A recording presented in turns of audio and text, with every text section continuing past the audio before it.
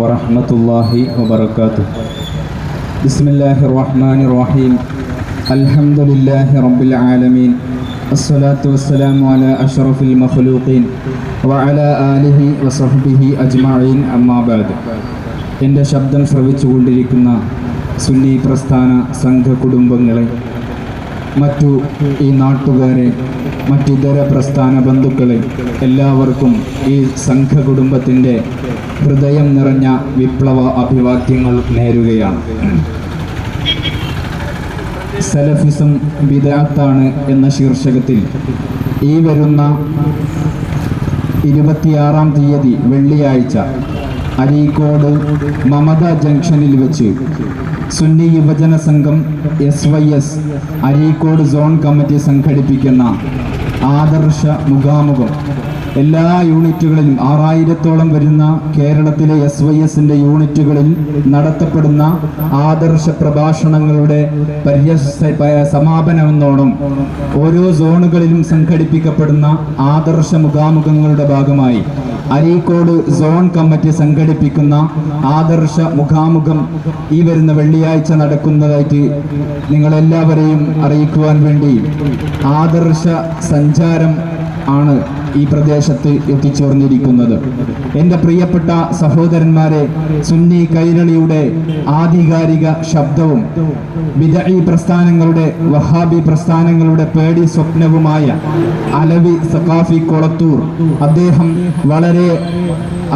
വളരെ സവിസ്തരം പ്രതിപാദിച്ചുകൊണ്ട് അഹ്ലുസുന്നത്തി വൽ ജമാഅത്തിന്റെ ആശയങ്ങളെ വളരെ കൃത്യമായി വിശദീകരിച്ചുകൊണ്ട് നമുക്ക് മുമ്പിൽ സംസാരിക്കുകയാണ്. ഈ നാട്ടിലെ മുഴുവൻ ആളുകളെയും ഞങ്ങൾ ഹൃദ്യമായി ക്ഷണിക്കുകയാണ്, സ്വാഗതം ചെയ്യുകയാണ്.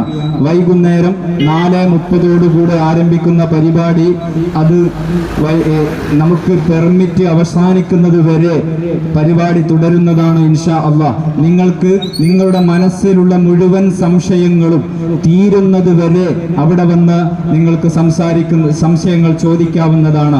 ഇന്ന് മുജാഹിദ് പ്രസ്ഥാനമൊക്കെ നടത്തുന്നത് പോലെ അതുപോലുള്ള മുഖാമുഖ മാമാങ്കങ്ങളും നാടകങ്ങളുമല്ല നമ്മൾ സംഘടിപ്പിക്കുന്നത്. നേരെ മറിച്ച് അവരുടെ മുഖാമുഖങ്ങളിൽ കാണുന്നത് പോലെ ഒരു ചോദ്യവും നിർബന്ധമാണെങ്കിൽ മാത്രം ഒരു മറുചോദ്യവും എന്ന രീതിയിലുള്ള മുഖാമുഖമല്ല നമ്മൾ സംഘടിപ്പിക്കുന്നത്. നിങ്ങളുടെ സംശയങ്ങൾ തീരുന്നത് വരെ നിങ്ങൾക്ക് ചോദിച്ച് ക്ലിയർ ചെയ്തു പോകാൻ നിങ്ങൾക്ക് അവസരമുണ്ട്. അതുകൊണ്ട് നിങ്ങളെല്ലാവരെയും ഹൃദ്യമായി ഒന്നുകൂടെ സ്വാഗതം ചെയ്യുകയാണ് പ്രിയപ്പെട്ട സഹോദരന്മാരെ. ആമുഖങ്ങൾ അധികം നീട്ടിപ്പറയാതെ, ആമുഖങ്ങൾ ഒന്നുമില്ല എന്ന ആമുഖത്തോടുകൂടെ ഞാൻ എൻ്റെ വിഷയത്തിലേക്ക് കടക്കുകയാണ്. അഷ്റഫുൽ ഖൽഖ് മുഹമ്മദുർ റസൂലുള്ളാഹി സ്വല്ലല്ലാഹു അലൈഹി വസല്ലമ തങ്ങൾ അവിടുന്ന് പഠിപ്പിച്ചു വ ഇന്ന ഹാദിഹിൽ മില്ലത സതഫ്തരിഖു അലാ 73 മില്ല. എൻ്റെ പ്രിയപ്പെട്ട ഉമ്മത്ത് എൻ്റെ കാലത്തിന്റെ ശേഷം 73 വിഭാഗങ്ങളായി പിരിഞ്ഞു പോകും. അതിൽപ്പെട്ട ഒന്ന് 73 നരകത്തിലാണ്. അതിലൊന്ന് മാത്രമേ സ്വർഗത്തിലുള്ളൂ. അതേതാണെന്ന് സ്വഹാബത്ത് ചോദിച്ചപ്പോൾ വഹിയൽ ജമാഅ മാ അന അലൈഹി വ അസ്ഹാബിഹി, ഞാനും എൻ്റെ സ്വഹാബത്തും ഏതൊരു ആദർശത്തിന്റെ മുകളിലാണോ, ഏതൊരു ആദർശത്തിലാണോ അടിയുറച്ചു നിൽക്കുന്നത്, ആ ആദർശത്തിൽ അതാണ് അഹ്ലുസുന്നത്തി വൽ ജമാഅ, അതാണ് സ്വർഗത്തിലുള്ള പാർട്ടി, അതിലേക്കാണ് നിങ്ങൾ ചേരേണ്ടത് എന്ന് അഷ്റഫുൽ ഖൽഖ് മുഹമ്മദുർ റസൂലുള്ളാഹി സല്ലല്ലാഹു അലൈഹി വസല്ലമ തങ്ങൾ പറഞ്ഞു. പ്രിയപ്പെട്ട സഹോദരന്മാരെ, ഇന്ന് പലരും ഞങ്ങളാണ് ആ ഒരു വിഭാഗമെന്ന് പറഞ്ഞ് പലരും ഇവിടെ രംഗപ്രവേശനം നടത്തിയിട്ടുണ്ട്. സുന്നികളും അതുപോലെ തന്നെ മുജാഹിദുകളും ജമാഅത്തെ ഇസ്ലാമിയും ഖാദിയാനിയും തബ്ലീഗും തുടങ്ങുന്ന എല്ലാ കക്ഷികളും ഒരുപോലെ ഇതേ വാദങ്ങൾ പറഞ്ഞുകൊണ്ടിരിക്കുകയാണ്. പക്ഷേ നമുക്ക് നിഷ്പക്ഷമായി ചിന്തിച്ചാൽ അറിയാം, അത് നിഷ്പക്ഷമായി പഠിക്കുന്നവർക്കറിയാം ഏതാണ് യഥാർത്ഥ അഹ്ലുസുന്നത്തി വൽ ജമാഅ എന്ന്. പ്രിയപ്പെട്ട സഹോദരന്മാരെ, ഈ 73 വിഭാഗത്തെയും മഹാരഥന്മാരായ പണ്ഡിതന്മാർ അവരുടെ ഗ്രന്ഥങ്ങളിൽ പഠിപ്പിക്കുന്നുണ്ട്. അൽ ഫർഖു ബൈനൽ ഫിറഖ് എന്ന് പറയുന്ന ഒരു ഗ്രന്ഥത്തിലൂടെ മഹാനവറുകൾ ഒരുപാട് ഈ 73 വിഭാഗത്തെ വളരെ വ്യക്തമായി വിശദീകരിക്കുന്നതായിട്ട് നമുക്ക് കാണാം. പ്രിയപ്പെട്ട പ്രിയപ്പെട്ടവരെ, അതിൽ ആദ്യത്തെ അവാന്തര വിഭാഗമാണ് ഖവാരിജി എന്ന് പറയുന്ന ഒരു വിഭാഗം. ആ ഖവാരിജുകൾ ഇന്നത്തെ മുജാഹിദ് പ്രസ്ഥാനം 8 പിളർന്നതുപോലെ 20 വിഭാഗങ്ങളായി പിളർന്നു എന്ന് ചരിത്രത്തിൽ നമുക്ക് കാണാൻ കഴിയും. പ്രിയപ്പെട്ടവരെ, സുമ്മഖ്തലഫത്തിൽ ഖവാരിജു ബഅദ ദാലിക ഫീമാ ബൈനഹാ, ഈ ഖവാരിജി എന്ന് പറയുന്ന അവാന്തര വിഭാഗം അഹ്ലുസുന്നത്തി വൽ ജമാഅത്തിന്റെ കടക്കൽ കത്തിവെക്കാൻ വേണ്ടി വന്ന ഈ ഖവാരിജ് എന്ന് പറയുന്ന വിഭാഗം അവർ 20 വിഭാഗങ്ങളായി വേർപിരിഞ്ഞു.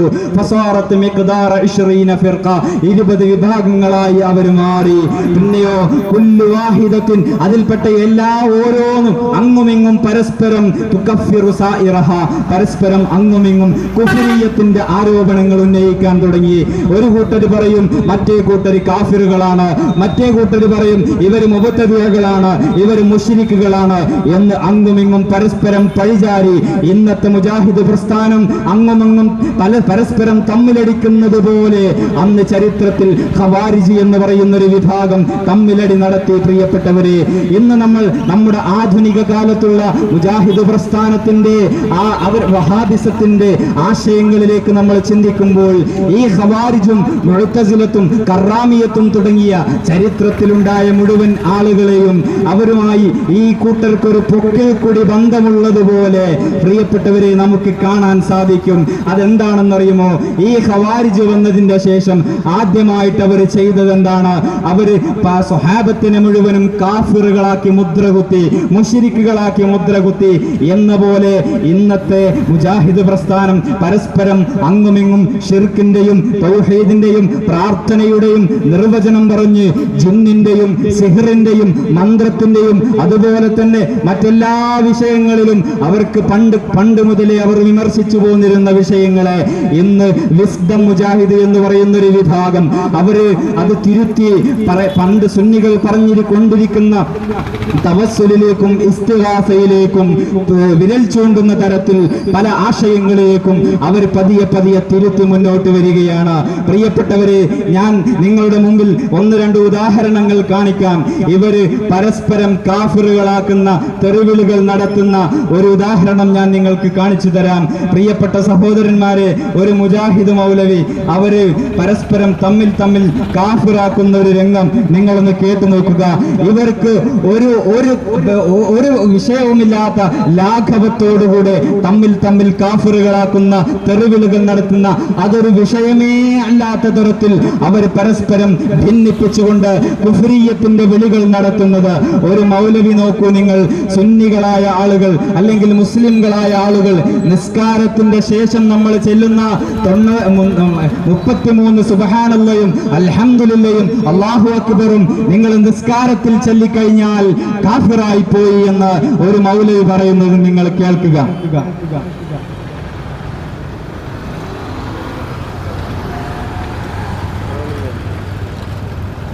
ഒരാൾ നിസ്കാരത്തിന് ശേഷം സുബ്ഹാനല്ലാഹ് അൽഹംദുലില്ലാഹ് അല്ലാഹു അക്ബർ ഇത് 33 വട്ടമാണ്.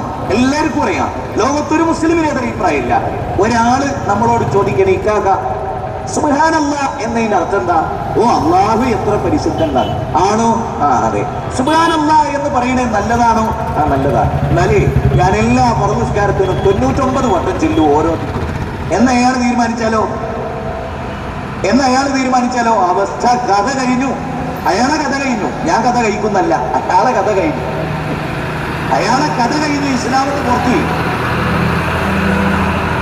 പ്രിയപ്പെട്ട സഹോദരന്മാരെ, ഈ മൗലവി പറയുന്നത് എന്താണെന്നറിയോ? 33 തവണ നമ്മൾ സുബ്ഹാനല്ലാഹ് എന്ന് പറയുന്നുണ്ട് നിസ്കാരത്തിന്റെ ശേഷം.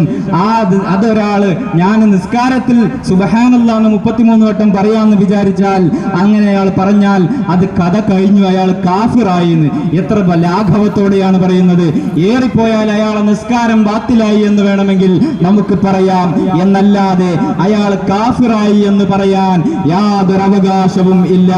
പ്രിയപ്പെട്ട സഹോദരന്മാരെ, ഇത്ര ലാഘവത്തോടെയാണ് ഇവര് മുശ്രിക്കും കാഫിറുമാക്കുന്നത്. പ്രിയപ്പെട്ടവരെ, അങ്ങനെ അവര് സുന്നി പണ്ഡിതന്മാർ, സുന്നി സമൂഹം ഇവിടെ ചെയ്തു പോന്നിരുന്ന തവസ്സുലിനെയും ഇസ്തിഗാസയെയും ഒക്കെ നിഷേധിച്ചുകൊണ്ട് അത് കുഫറിന്റെയും ബിദ്അത്തിന്റെയും മുദ്ര ചാർത്തിക്കൊണ്ട് സുന്നി പണ്ഡിതന്മാരെയും സുന്നി പ്രവർത്തകരെയും മുശ്രിക്കുകളും കാഫിറുകളുമാക്കിയപ്പോൾ പിൽക്കാലത്ത് വിസ്ഡം മുജാഹിദ് അത് പലതും തിരുത്തി പറഞ്ഞപ്പോൾ അവരുടെ കൂടെ തന്നെ പല ദിവസങ്ങളിൽ പല കാലങ്ങളിലായി വേദി പങ്കിട്ടിരുന്ന ആളുകൾ അവര് പിൽക്കാലത്ത് കാഫിറുകളായി മാറി, മുശ്രിക്കുകളായി മാറി. അപ്പോൾ മൗലവിമാർക്ക് വല്ലാത്ത വിഷമം.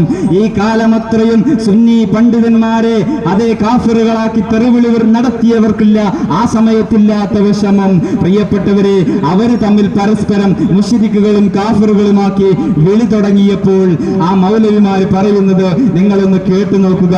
സക്കരിയ സലാഹി പറയുന്ന വാക്കുകൾ നിങ്ങൾ കേൾക്കുക.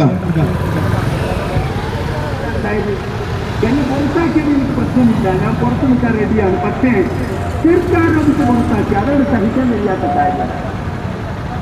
കഴിഞ്ഞ 30 കൊല്ലമായി ഈ പ്രബോധന രംഗത്ത് ഇടപെടലില്ലാതെ നിൽക്കുന്ന ഗണ്ണപ്രസംഗങ്ങളും വാദപ്രതിവാദങ്ങളും ലേഖനങ്ങളും ഒക്കെയായി പുസ്തകങ്ങളുമായി എന്നാൽ കഴിയുന്ന തൗഹീദി രംഗത്തെ സേവനങ്ങളൊക്കെ ചെയ്യുന്ന എന്നെ ചെറുക്കാരോപിച്ച് പുറത്താക്കി. പത്രത്തിന് വന്നില്ലേ? നിങ്ങൾ വല്ലാത്ത കാര്യം തന്നെയാണ്. ഈ കാലമത്രയും മുസ്ലിം മുജാഹിദ് പ്രസ്ഥാനത്തിന് വേണ്ടി ലേഖനമെഴുതി പ്രഭാഷണ രംഗത്ത് സജീവമായ ഞാനതാ ഇപ്പോൾ ഈ വാദങ്ങളൊക്കെ തിരുത്തിയപ്പോൾ എന്നെ ശിർക്കാരോപണം നടത്തി പുറത്താക്കി. വല്ലാത്ത വേദനയാണ് എന്ന് മൗലവി പറയുകയാണ്. പ്രിയപ്പെട്ട സഹോദരന്മാരെ, നിങ്ങൾ മനസ്സിലാക്കണം, എത്ര ഗൗരവത്തോടെയാണ് നാം ഇതിനെ കാണേണ്ടത്. അവർ തമ്മിൽ കാഫിറുകളാക്കാൻ തുടങ്ങിയപ്പോൾ അവർക്ക് വേദന വന്നുപോയി. പക്ഷേ ഇത്രയും ലാഘവത്തോടെ അവർ സുന്നി സമൂഹത്തെ ഈ കാലമത്രയും കാഫിറുകളും തെറിവിളുകളുമാക്കി നടത്തിയപ്പോൾ പ്രിയപ്പെട്ട സഹോദരന്മാരെ, നാം മനസ്സിലാക്കണം, ഇങ്ങനെയെന്ന് പരസ്പരം അങ്ങുമിങ്ങും കലഹിച്ച് തർക്കങ്ങൾ ഉന്നയിച്ചുകൊണ്ട് കാഫിറാക്കി മുശ്രിക്കുകളാക്കി തമ്മിൽ തല്ലിക്കൊണ്ടിരിക്കുന്ന ഒരു വിഭാഗം അന്ന് ചരിത്രത്തിൽ ഖവാരിജ് ചെയ്തതുപോലെ തന്നെ അതിന്റെ ഒരു പൊക്കൽ കൊടി ബന്ധമെന്ന പോലെ അവരുടെ നേർപതിപ്പെന്ന പോലെ ഇന്ന് ആധുനിക ചരിത്രത്തിൽ വഹാബി പ്രസ്ഥാനം ചെയ്തുകൊണ്ടിരിക്കുന്നത് എന്താണ്? പ്രിയപ്പെട്ടവരെ, തമ്മിൽ കാഫിറുകളാക്കുകയാണ്. മാത്രമല്ല, ഇനി ഞാൻ മറ്റൊരു ഉദാഹരണം പറയാം. ഈ ഖവാരിജി എന്ന് പറയുന്ന പ്രസ്ഥാനം അവരിവിടെ വന്നപ്പോൾ അവര് രണ്ടാമതായി ചെയ്തൊരു കാര്യമുണ്ട്. സുന്നി സമൂഹത്തെ മുഴുവനും സ്വഹാബത്തടങ്ങുന്ന പ്രമുഖരായ സ്വഹാബത്തടങ്ങുന്ന മുഴുവൻ നേതാക്കളെയും ഷിർക്കിന്റെയും കുഫറിന്റെയും മുദ്ര ചാർത്തി അവരെയൊക്കെയും കാഫിറാക്കി.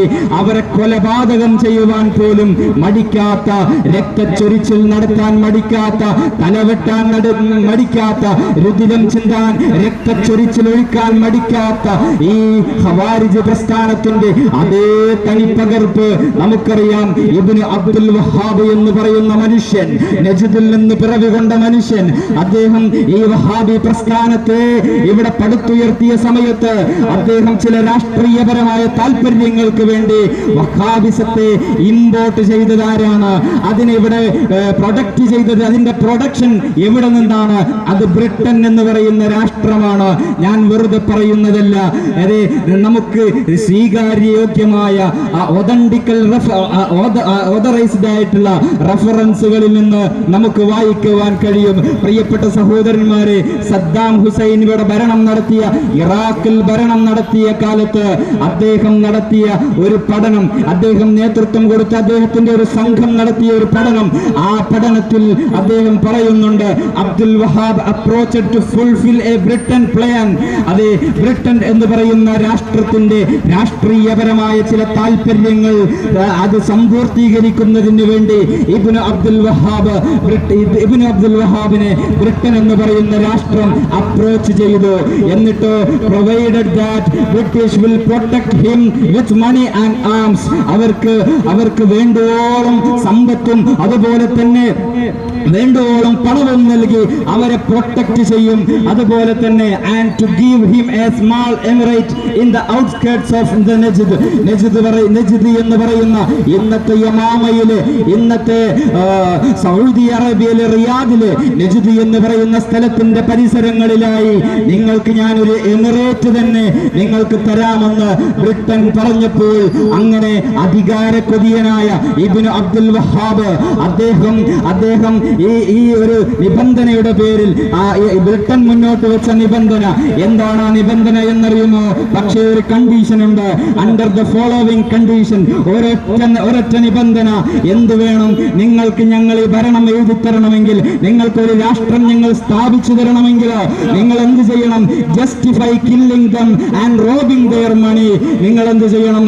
ഈ കാലം അത്രയും മക്കയിലും മദീനയിലുമുള്ള സുന്നി സമുദായത്തിന് അവരെ കൊല്ലാൻ അനുവദനീയമാണ്. ഇസ്ലാമികമായ നിയമമനുസരിച്ച് അവരെ കൊല്ലൽ അനുവദനീയമാണെന്ന് നിങ്ങളൊന്ന് ജസ്റ്റിഫൈ ചെയ്ത് തരണം എന്ന് അദ്ദേഹത്തോട് പറഞ്ഞപ്പോൾ ബ്രിട്ടൻ പറഞ്ഞു. മാത്രമല്ല ആൻഡ് റോബിംഗ് ദെയർ മണി, അവരുടെ പണം നമുക്ക് സമ്പത്ത് അപഹരിക്കുവാനുള്ള ഒരു നീതി നിങ്ങൾ അതിനെ ഒന്ന് ന്യായീകരിച്ചു തരണം. ഖുർആനും ഹദീസും ഓതിയിട്ട് നിങ്ങൾ അവരെ ന്യായീകരിക്കണമെന്ന് പറഞ്ഞ് അങ്ങനെ ആ ഇബ്നു അബ്ദുൽ വഹാബ് തുടക്കം കുറിച്ച വഹാബി പ്രസ്ഥാനം എന്റെ പ്രിയപ്പെട്ട സഹോദരന്മാരെ മക്കയിലും മദീനയിലും അഴിഞ്ഞാടി. അതെ, മുസ്ലിംകൾ അങ്ങ് അവിടേക്കൊന്ന് എത്തിപ്പെടണമെന്ന് ഓരോ മുസ്ലിമിന്റെയും ഹൃദയങ്ങൾ തുടിക്കുന്ന വിശുദ്ധ ഭൂമികകളായ മക്കയും മദീനയും, ആ മക്കയിലും മദീനയിലും അവിടുത്തെ ഭണ്ഡാരങ്ങൾ കവർച്ച ചെയ്തു.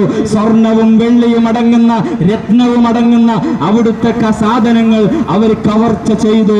മാത്രമല്ല അവിടുത്തെ സുന്നി സമൂഹത്തെ ശിർക്കിന്റെ മുദ്ര കൊത്തി, ബിദ്അത്തിന്റെ മുദ്ര ചാർത്തി അവര് പരസ്പരം അങ്ങുമിങ്ങും കൊലപാതകങ്ങൾ നടത്തി. അങ്ങ് ത്വായിഫിന്റെ തെരുവോരങ്ങളിൽ, അതുപോലെ സൗദിയുടെ വിവിധ ഭാഗങ്ങളിൽ പല ആളുകളുടെയും തലവെട്ടി രക്തച്ചൊരിച്ചിലുകൾ നടത്തി. ആളുകൾ ഇങ്ങനെ കൊന്നുകൂടി, ആളുകളുടെ ജഡങ്ങൾ കൊന്നുകൂടിയ ചരിത്രം നമുക്ക് ആധുനിക റിസോഴ്സുകളിൽ നിന്ന് വായിച്ചെടുക്കാൻ കഴിയുമെന്ന് ഈ സമയത്ത് വളരെ കൃത്യമായി ഞാൻ ഓർമ്മപ്പെടുത്തുകയാണ്. അധികം സംസാരിച്ചു നീട്ടാൻ സമയമില്ലാത്തത് കൊണ്ട് ഞാൻ ചുരുക്കുകയാണ്. പ്രിയപ്പെട്ടവരെ, ഇന്ന് നമ്മൾ മുസ്ലിം ലോകത്ത് ഏറ്റവും കൂടുതൽ നേരിട്ടുകൊണ്ടിരിക്കുന്ന ഏറ്റവും വലിയ പ്രതിസന്ധി, ഓരോ മുസ്ലിമിന്റെയും ഹൃത്തടങ്ങൾ വേദനിക്കുന്ന വല്ലാത്തൊരു രംഗമാണ് ഇന്ന്.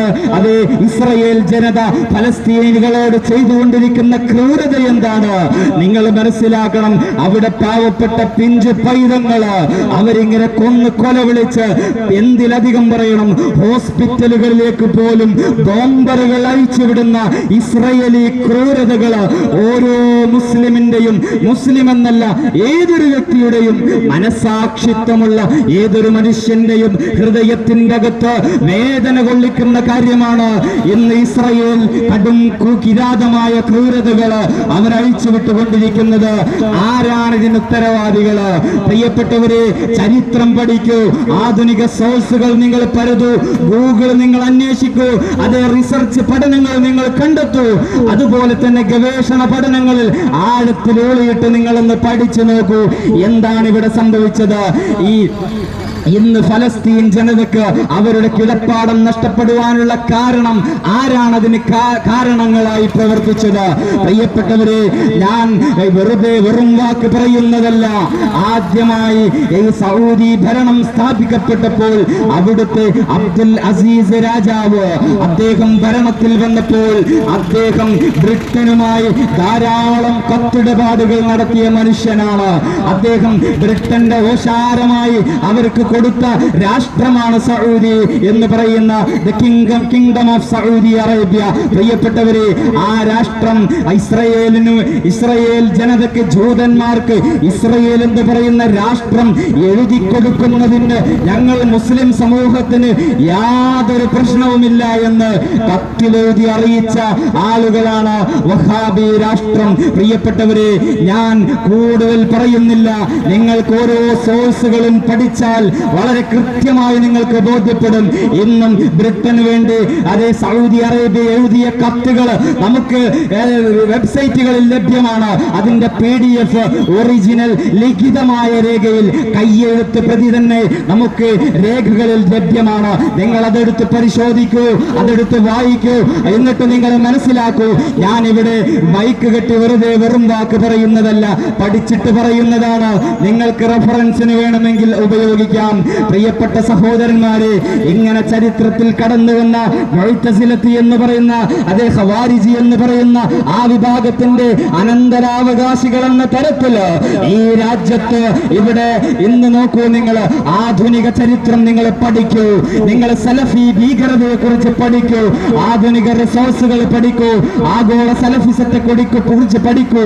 വേൾഡ് രാഷ്ട്രങ്ങള് എന്താണ് അവർ സലഫിസത്തെ കുറിച്ച് അവരുടെ കാഴ്ചപ്പാട് എന്ന് നിങ്ങൾ പഠിക്കൂ പ്രിയപ്പെട്ടവരെ. അപ്പോൾ നിങ്ങൾക്ക് മനസ്സിലാക്കാം ആഗോള ടെററിസത്തിന്, ഭീകരവാദത്തിന് അതിന് ചുക്കാൻ പിടിക്കുന്ന സലഫിസം എന്ന് പറയുന്ന ആദർശം, ആ ആദർശം എവിടെ നിന്ന് വന്നതാണ്? ഇബ്നു തൈമിയയിൽ നിന്ന് വന്നതാണ്. അത് പിന്താങ്ങിയതാരാണ്? ഇബ്നു അബ്ദുൽ വഹാബാണ്.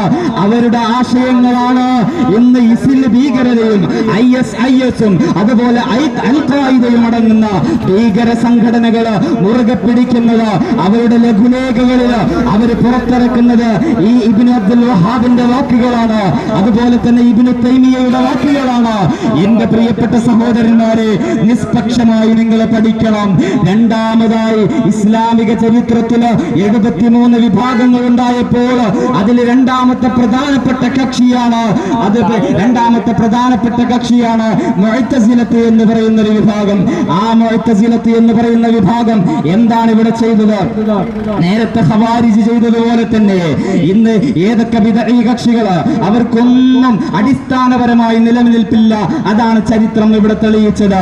മുഅ്തസിലത്ത് 20 വിഭാഗങ്ങളായി പിരിഞ്ഞു എന്ന് ചരിത്രത്തിൽ കാണാം. നേരത്തെ ഖവാരിജ് പിരിഞ്ഞതുപോലെ 20 വിഭാഗങ്ങളായി പരസ്പരം പോരടിച്ച് അങ്ങുമിങ്ങും തെറ്റിപ്പിരിഞ്ഞ് 20 വിഭാഗങ്ങളായി മുഅ്തസിലത്തും മാറി. എന്റെ പ്രിയപ്പെട്ട സഹോദരന്മാരെ, എന്താണ് ഈ മുഅ്തസിലത്തിന്റെ വാദം? എന്തായിരുന്നു അവര് ആദ്യമായി അവരുന്നയിച്ച വാദം? ഈ മനുഷ്യന്റെ കഴിവുകൾ. ഇപ്പോൾ നമ്മളൊരു കാര്യം ചെയ്യുമ്പോൾ, ഞാനിപ്പോ ഈ കവലയിൽ നിന്നിട്ട് ഇങ്ങനെ പ്രസംഗിക്കുമ്പോൾ, ഈ പ്രസംഗിക്കുവാനുള്ള കഴിവ് എനിക്ക് അള്ളാഹു തന്നതല്ല, ഞാൻ സൃഷ്ടിക്കുന്നതാണ്. ഇപ്പോൾ ഞാൻ ഈ മൈക്ക് പിടിക്കുന്നത്, അതിനുള്ള ഈ പിടിക്കുവാനുള്ള കഴിവ് എനിക്ക് അള്ളാഹു തരുന്നതല്ല, അള്ളാഹു അല്ല അതിന്റെ സൃഷ്ടാവ്. നേരെ മറിച്ച് അതിന്റെ സൃഷ്ടാവ് ഞാൻ തന്നെയാണ് എന്ന് പറഞ്ഞുകൊണ്ട് അള്ളാഹുവിന്റെ ഖാലിഖ് എന്ന് പറയുന്ന ആ സിഫത്തിൽ, അതേ വിശേഷണത്തിൽ അവര് കടത്തിക്കൂട്ടലുകൾ നടത്തി. എന്നിട്ട് അവരാണ് ആദ്യമായി ലോകത്ത് സൃഷ്ടി കഴിവ്, മനുഷ്യ കഴിവ് എന്നിങ്ങനെ തരംതിരിച്ചു തുടങ്ങിയത്.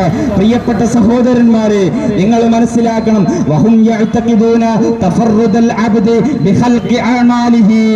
പ്രിയപ്പെട്ടവരെ, മുഅ്തസിലത്ത് പറഞ്ഞത് എന്താണ്? ഒരു മനുഷ്യൻ അല്ലെങ്കിൽ ഒരു ജീവി, ആ ജീവി എന്തെങ്കിലും ഒരു കാര്യം ചെയ്യാൻ അള്ളാഹു കൊടുക്കുന്ന കഴിവല്ല, നേരെ മറിച്ച് ആ പ്രസ്തുത കാര്യം ചെയ്യുമ്പോൾ ആ സമയത്ത് അള്ളാഹു അവൻ തന്നെ സൃഷ്ടിക്കുന്നതാണ്, അവനാണ് അതിന്റെ സൃഷ്ടാവ് എന്ന് പറയുന്ന ആളുകള്. അതുകൊണ്ട് തന്നെ ആ വാദം ഉന്നയിച്ചുകൊണ്ട് ഈ മുഅ്തസിലത്ത് ഇവിടെ പറഞ്ഞത് എന്താണെന്നറിയുമോ?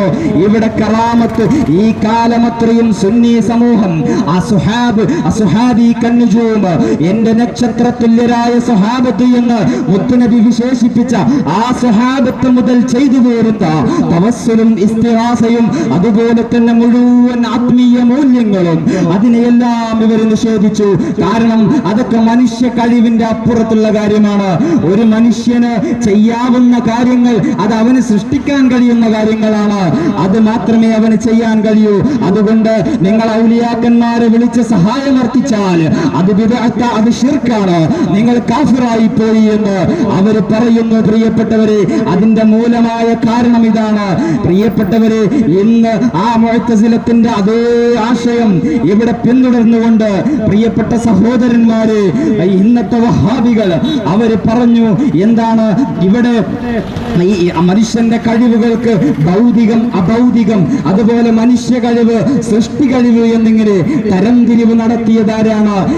അന്നത്തെ മുഅ്തസിലത്ത് ചെയ്ത അതേ ആശയം തന്നെ ഇന്ന് വഹാബികൾ ഇവിടെ ചെയ്തു. പ്രിയപ്പെട്ട സഹോദരന്മാരെ, ഇവരാണ് ആ കാരണം പറഞ്ഞ് മുഅ്തസിലത്ത് അവരുടെ ഗ്രന്ഥങ്ങളിൽ, അവരുടെ പ്രഭാഷണങ്ങളിൽ, അവരുടെ രേഖകളിൽ എഴുതി വെച്ച അതേ ആശയങ്ങള് അതങ്ങനെ തന്നെ മുറുകെ പിടിച്ചുകൊണ്ട് ഇവിടുത്തെ വഹാബിയത്ത് പ്രിയപ്പെട്ട സഹോദരന്മാരെ ഇന്ന് പരമ്പരാഗതമായി സുന്നികൾ ചെയ്തുകൊണ്ടിരിക്കുന്ന തവസ്സുലും ഇസ്തിഗാസയും അടങ്ങുന്ന വലിയ വലിയ ആത്മീയ മൂല്യങ്ങളെ ശിർക്കാരോപണം നടത്തി ഈ കാലമത്രയും സുന്നി സമുദായത്തെ മുശ്രിക്കുകളും കാഫിറുകളുമാക്കി ചിത്രീകരിച്ച ആളുകള് പ്രിയപ്പെട്ടവരെ, അവർ ഈ കാലമത്രയും പറഞ്ഞിരുന്നത് എന്താണ്?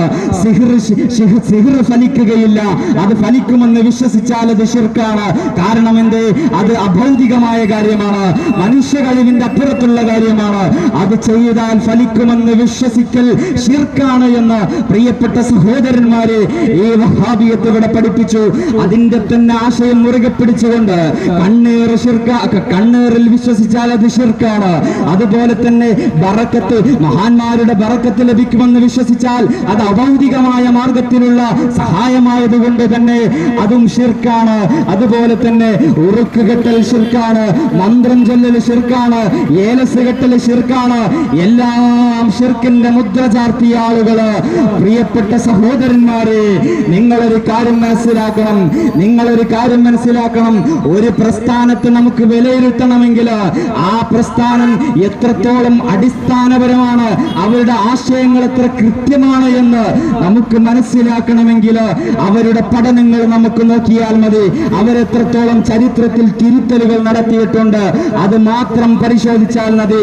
ഒരു കാലത്ത് ഇവിടെ ഇസ്തിഹാസ ശിർക്കായിരുന്നു, തവസ്സുൽ ശിർക്കായിരുന്നു, അതുപോലെ സിഹ്ർ ഫലിക്കുമെന്ന് വിശ്വസിച്ചാൽ അത് ശിർക്കായിരുന്നു, കണ്ണേറ് ഫലിക്കുമെന്ന് വിശ്വസിച്ചാൽ അത് ശിർക്കായിരുന്നു, ബറക്കത്തുണ്ടെന്ന് വിശ്വസിച്ചാൽ അത് ശിർക്കായിരുന്നു, ഉറുക്കും മന്ത്രവും ഏലസും എല്ലാം ശിർക്കായിരുന്നു എന്ന് പറഞ്ഞ അന്ന് ഇവിടെ കൊട്ടിഘോഷിച്ചു നടന്ന മൗലവിമാര്, പ്രിയപ്പെട്ട സഹോദരന്മാരെ, ഇന്ന് അവര് തിരുത്തി പറഞ്ഞു. മനുഷ്യ കഴിവിന് അതീതമായ കാര്യങ്ങള് നമ്മള് മഹാന്മാരായ ഔലിയാക്കന്മാരെ വിളിച്ചിട്ട് അവരോട് ആത്മീയമായ കാര്യങ്ങൾ നമ്മൾ ചോദിക്കുമ്പോ, മഹാന്മാരായ ഔലിയാക്കന്മാരോട് നമ്മൾ സഹായാഭ്യർത്ഥന നടത്തുമ്പോ അവരത് ശിർക്കാണെന്ന് പറഞ്ഞു. കാരണം എന്ത്? നിങ്ങൾ അവരെ വിളിച്ച് പ്രാർത്ഥിക്കുകയാണ്. അപ്പോൾ നമ്മളെ പണ്ഡിതന്മാർ ചോദിച്ചു, മഹാനായ ശൈഖുന കാന്തപുരം ഉസ്താദ് അന്ന് കൊട്ടപ്പുറം സംവാദത്തിൽ തുടങ്ങിയ തേരോട്ടം ഇന്നും അവസാനിച്ചിട്ടില്ല, അതിന്റെ ബാക്കിയാണ് നാളെ അരീക്കോട് 26-ാം തീയതി നടക്കാനിരിക്കുന്നത് എന്ന് സാന്ദർഭികമായി ഞാൻ ഓർമ്മപ്പെടുത്തുകയാണ്. മഹാനരായ കാന്തപുരം ഉസ്താദ് അന്ന് ചോദിച്ചു വഹാബികളോട്, നിങ്ങൾ ഈ മഹാന്മാരെ വിളിച്ച് തേടൽ ശിർക്കാണ് എന്ന് നിങ്ങൾ പറയുന്നുണ്ടോ എങ്കിൽ, അവരെ പ്രാർത്ഥിക്കലാണ് അത് എന്ന് നിങ്ങൾ പറയുന്നുണ്ടെങ്കിൽ എന്താണ് പ്രാർത്ഥന എന്ന് നിങ്ങൾ ഇവിടെ വിശദീകരിക്കണം. പ്രാർത്ഥനയ്ക്ക് നിങ്ങൾ ഒരു നിർവചനം പറയണം. അതുപോലെ തന്നെ എന്താണ് ശിർക്ക്? ഇവർ വിളിക്കുന്നത് ശിർക്കാണ് എന്ന് നിങ്ങൾ പറയുന്നുണ്ടല്ലോ, എങ്കിൽ എന്താണ് ശിർക്ക് എന്നതിന് ഒരു നിർവചനം നിങ്ങൾ തരണം എന്ന് അവർ പറഞ്ഞപ്പോൾ അന്ന് മുജാഹിദ് മൗലവിമാർ ഇവിടെ പറഞ്ഞു, മനുഷ്യ കഴിവിനതീതമായ കാര്യങ്ങളിൽ അള്ളാഹുവിനോട് സഹായം ചോദിക്കുന്നതാണ് പ്രാർത്ഥന എന്ന് മുജാഹിദ് മൗലവിമാർ അന്ന് വാതോരാതെ ഇവിടെ പ്രസംഗിച്ചു നടന്നു. അന്ന് സുന്നി പണ്ഡിതന്മാർ അവരെ ചോദ്യം ചെയ്തു, മനുഷ്യ കഴിവിന് അതീതമായ കാര്യങ്ങളിൽ അള്ളാഹു അല്ലാത്തവരോട് വിളിച്ച് പ്രാർത്ഥിച്ചാൽ, വിളിച്ച് തേടിയാൽ അത് ശിർക്കാണ് എന്ന് നിങ്ങൾ പറയുന്നുണ്ടല്ലോ. അപ്പോൾ ഒരു ചോദ്യം, ഒരു മനുഷ്യൻ അവർക്ക് ഒരു ആന വലിക്കണം, ഒരു മരം വലിക്കണം, ആ മരം വലിക്കാൻ ഒരു ആനയെ ഉപയോഗപ്പെടുത്തിയാൽ അതും ശിർക്കിന്റെ ഗണത്തിൽ പെടുകയില്ലേ? കാരണം നിങ്ങൾ പറഞ്ഞ നിർവചനപ്രകാരം മനുഷ്യ കഴിവിന് അതീതമായ കാര്യങ്ങളിൽ സഹായം ചോദിച്ചാൽ അത് ശിർക്കാണ്. അപ്പോൾ മനുഷ്യനെ കൊണ്ട് ചെയ്യാൻ പറ്റാത്ത ഒരു വലിയ മരം അത് വലിക്കുവാൻ വേണ്ടി നമ്മളൊരു ആനയെ ഉപയോഗപ്പെടുത്തിയാൽ, ആനയുടെ സഹായം തേടിയാൽ അത് ശിർക്കായില്ലേ? അതുപോലെ തന്നെ നമുക്ക് ഒരു കിണറിൽ നിന്ന് മോട്ടോറിൽ നിന്ന് കുറച്ച് വെള്ളം നമുക്ക് പമ്പ് ചെയ്യണം, അതിനുവേണ്ടി മോട്ടോറിന്റെ സഹായം തേടിയാൽ, ഇലക്ട്രിക് മോട്ടോറിന്റെ സഹായം തേടിയാൽ അത് ശിർക്കിന്റെ ഗണത്തിൽ പെടില്ലേ എന്ന് സുന്നി പണ്ഡിതന്മാർ അന്ന് ചോദിച്ചിരുന്നു. പക്ഷേ അവരന്ന് ഉരുണ്ട് കളിച്ചു. ഇന്ന് നിങ്ങൾ നോക്കൂ, വിസ്ഡം മുജാഹിദ് എന്ന് പറയുന്ന ഒരു വിഭാഗം പലതും തിരുത്തി പറയുന്ന കൂട്ടത്തില് പ്രിയപ്പെട്ട സഹോദരന്മാരെ, അതിന്റെ തലപ്പത്തുണ്ടായിരുന്ന സക്കരിയ സലാഹി പലതും തിരുത്തി പറഞ്ഞത് കൂട്ടത്തില് അയാൾ പറയുന്നത് നിങ്ങളൊന്ന് കേൾക്കുക. പ്രിയപ്പെട്ട സഹോദരന്മാരെ, മനുഷ്യന്റെ കഴിവ്, സൃഷ്ടി കഴിവ് എന്നിങ്ങനെ തരംതിരിച്ച് ആദ്യമായി അവരിവിടെ ഉന്നയിച്ച കാര്യങ്ങൾ നിങ്ങളൊന്ന് നോക്കുക. സക്കരിയ സലാഹി ആദ്യം പറഞ്ഞ നിർവചനം നിങ്ങളൊന്ന് കേട്ടു നോക്കുക.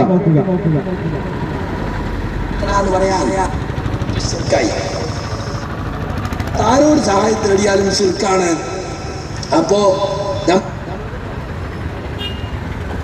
മനുഷ്യ സൃഷ്ടികളുടെ കഴിവിന് അതീതമായ കാര്യങ്ങളിൽ സഹായിക്കുന്നതിനാണ് പ്രാർത്ഥന എന്ന് പറയാൻ. ആരോട് സഹായം തേടിയാലും ശിർക്കാണ്. അപ്പോ നമുക്ക് വലിയൊരു മരം വലിക്കണം, മനുഷ്യന്മാരെ കൊണ്ട് വലിച്ചാക്കാവൂല. അപ്പൊ നമ്മൾ ആനയെ കൊണ്ടുവന്നു. അതോടുകൂടി സുന്നമിന്റെ കണക്കനുസരിച്ച് ശിർക്കായി. കാരണം മനുഷ്യ കഴിവിന്റെ അതീതമായ കാര്യങ്ങളിൽ ആനയോട് സഹായം തേടിയില്ലേ? അതുപോലെ തന്നെ ഒരു കളവ് തെളിയിക്കാൻ എല്ലാ നിലക്കും ശ്രമിച്ചിട്ടും സാധിക്കുന്നില്ല. അപ്പോ CI SI ഒക്കെ കൂടി ഒരു പോലീസ് നായയെ കൊണ്ടുവന്നു. അപ്പൊ നമ്മൾ പോലീസ് നായയുടെ സഹായം തേടി മനുഷ്യ കഴിവിന്റെ അപ്പുറത്തുള്ള കാര്യത്തിൽ അപ്പൊ ശിർക്കായി. കണ്ടോ പ്രിയപ്പെട്ട സഹോദരന്മാരെ, അന്ന് സുന്നി പണ്ഡിതന്മാർ ചോദിച്ച അതേ ചോദ്യം ഇന്ന് സക്കരിയ സലാഹി തിരിച്ചു ചോദിച്ചപ്പോൾ അവർ തമ്മിൽ പിളർപ്പായി. പ്രിയപ്പെട്ട സഹോദരന്മാരെ, എനിക്കിവിടെ സമയത്തിന്റെ പരിമിതിയുണ്ട്. യഥാർത്ഥത്തിൽ എന്താണ് ഞാൻ നിങ്ങളുടെ ശ്രദ്ധയിലേക്ക് ഒരു കാര്യം ഓർമ്മപ്പെടുത്തുകയാണ്. ഇവിടെ വഹാബിയത്ത് ഇത്രയും കാലം പ്രചരിപ്പിച്ചത് തെറ്റാണ്. യഥാർത്ഥത്തിൽ എന്താണ് ഇബാദത്ത്? നിങ്ങൾ മഹാന്മാരെ അള്ളാഹു കൊടുത്ത കഴിവ് കൊണ്ട് മഹാന്മാരെ സഹായിക്കുമെന്ന് വിശ്വസിച്ചുകൊണ്ട് അവരോട് നിങ്ങൾ തേടിയാൽ അതൊരിക്കലും ശിർക്കിന്റെ ഗണത്തിൽ പെടുന്നതല്ല. കാരണം എന്താണ്? അൽ ഇബാദത്തു അഖ്സാ ഗായത്തുൽ ഖുലൂഇ വത്തദല്ലുലി. ശറഹുൽ അഖായിദിന്റെ ഇബാറത്താണ്. എന്താ പറയുന്നത്? അഖ്സാ ഗായത്തുൽ ഖുലൂഇ വത്തദല്ലുലി, പരമമായ വണക്കം. ഒരു വ്യക്തിയോട് നമുക്ക് മനസ്സിന്റെ അകത്തളത്തിൽ പരമമായ വണക്കം, അദ്ദേഹം ദൈവമാണെന്ന തരത്തിൽ നമ്മൾ അദ്ദേഹത്തെ അപ്രോച്ച് ചെയ്താലാണ് അത് പ്രാർത്ഥനയാകുന്നത്. അതാണ് പ്രാർത്ഥന. അതാണ് മഹാന്മാരായ പണ്ഡിതന്മാർ പഠിപ്പിച്ചത്. അതുകൊണ്ട് നിങ്ങൾ ആശയങ്ങൾ കൃത്യമായി മനസ്സിലാക്കണം. നിങ്ങളുടെ മനസ്സിൽ ഇതുവരെ ഈ മുജാഹിദ് പ്രസ്ഥാനം പ്രസംഗിച്ചു കൂട്ടിയ കാര്യങ്ങളിൽ നിന്ന് എന്തെങ്കിലും സംശയങ്ങൾ നിങ്ങളുടെ മനസ്സിൽ ബാക്കിയായി കിടക്കുന്നുണ്ട് എങ്കിൽ വരുന്ന 26-ാം തീയതി വെള്ളിയാഴ്ച അരീക്കോട്ടേക്ക് നിങ്ങൾക്ക് ഹൃദ്യമായ സ്വാഗതം. നിങ്ങൾക്ക് നിങ്ങളുടെ സംശയങ്ങൾ തീരുന്നതുവരെ ചോദിക്കാം. നിങ്ങൾക്ക് ഒരു ചോദ്യവും ഒരു മറുചോദ്യവും എന്ന നിബന്ധനയൊന്നും ഞങ്ങൾ വെക്കുന്നില്ല. നിങ്ങൾക്ക് സംശയം തീർക്കുന്നത് വരെ ചോദിക്കാം. ഇവിടെ പലരും മുഖാമുഖം നടത്തുന്നത് അങ്ങനെയാണ്. അങ്ങനെ ഞങ്ങൾ നിബന്ധന വെക്കുന്നില്ല. നിങ്ങൾക്ക് ചോദിക്കാം, ഇഷ്ടമുള്ള അത്രയും ചോദിക്കാം. ബഹുമാന്യരായ അലവി സഖാഫി ഉസ്താദിന്റെ ഹൃദ്യമായ പ്രഭാഷണം നടക്കുന്നു. ഏവർക്കും ഹൃദ്യമായ സ്വാഗതം എന്ന് മാത്രം ഈ സമയത്തൊന്നുകൂടി ഓർമ്മപ്പെടുത്തി ഞാൻ എന്റെ വാക്കുകൾ ഉപസംഹരിക്കുകയാണ്. വആഖിറു ദഅവാനാ അനിൽ ഹംദുലില്ലാഹി റബ്ബിൽ ആലമീൻ. അസ്സലാമു അലൈക്കും വറഹ്മത്തുള്ളാഹി